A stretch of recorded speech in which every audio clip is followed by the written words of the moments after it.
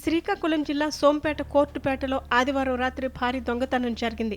పట్టణంలో చెప్పుల దుకాణం నిర్వహిస్తున్న తంగుడు మనోజ్ అనే వ్యాపారి ఇంట్లో దొంగలు పడ్డారు.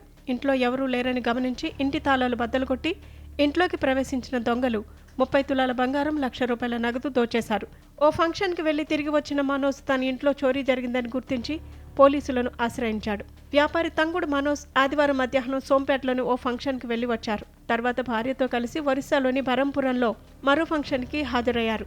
రాత్రికి తిరిగి సోంపేటలోని తన ఇంటికి తిరిగి వస్తుండగా ఇచ్చాపురం 16వ నంబర్ జాతీయ రహదారి వద్ద బైక్పై ఎదురుగా అతివేగంగా వచ్చిన మరో వ్యక్తి మనోజ్ బైక్ను ఢీకొట్టాడు. దాంతో గాయపడిన మనోజ్ ఇంటికి వెళ్లాక పరాకుగా మాట్లాడడం, మతిస్థిమితం లేనివాడిలా ప్రవర్తించడంతో అతని స్నేహితుడు ఒక ఆర్ఎంపీ డాక్టర్ని తీసుకొచ్చి రాత్రికి ట్రీట్మెంట్ చేయించాడు. ఈ విషయం తెలిసి పొరుగు వీధిలో ఉండే మనోజ్ అన్నయ్య శ్రీను హుటాహుటిన తమ్ముడి ఇంటికి వచ్చాడు.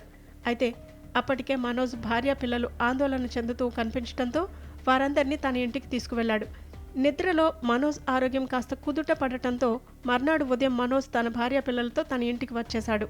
ఇంటికి వచ్చిన మనోజ్ కుటుంబ సభ్యులకు గేటుకు వేసిన తాళం కాకుండా మరో తాళం కనిపించింది. దీంతో ఏంటా అని వారు తాళం పగలగొట్టి చూడగా బీరువాలోని బంగారం, నగదు మాయం అయినట్లు గుర్తించారు. సుమారు 30 తులాల బంగారు ఆభరణాలు, ₹1,00,000 నగదు పోవటంతో లబోదిబోమన్నారు. వెంటనే పోలీసులకు ఫిర్యాదు చేశారు. చోరీ తర్వాత బీరువా తాళాలు ఎక్కడ తీశారో అక్కడే పెట్టి వెళ్లారు దొంగలు. దీంతో ఇది తెలిసిన వారి పని అయి ఉంటుందని పోలీసులు ప్రాథమిక అంచనాకు వచ్చారు. పైగా బంగారు ఆభరణాలు పక్కనే ఉన్న వెండి ఆభరణాలు దొంగలు ముట్టుకొని కూడా ముట్టుకోలేదు. దీంతో పలు అనుమానాలకు తావిస్తోంది. దొంగతనంపై సోంపేట సిఐ మంగరాజు, ఎస్ఐ లవరాజుతో పాటు బార్వా ఎస్ఐ హరిబాబు నాయుడు, కంచిలి ఎస్ఐ పారి నాయుడులు ఘటనా స్థలానికి చేరుకుని వివరాలు సేకరించారు.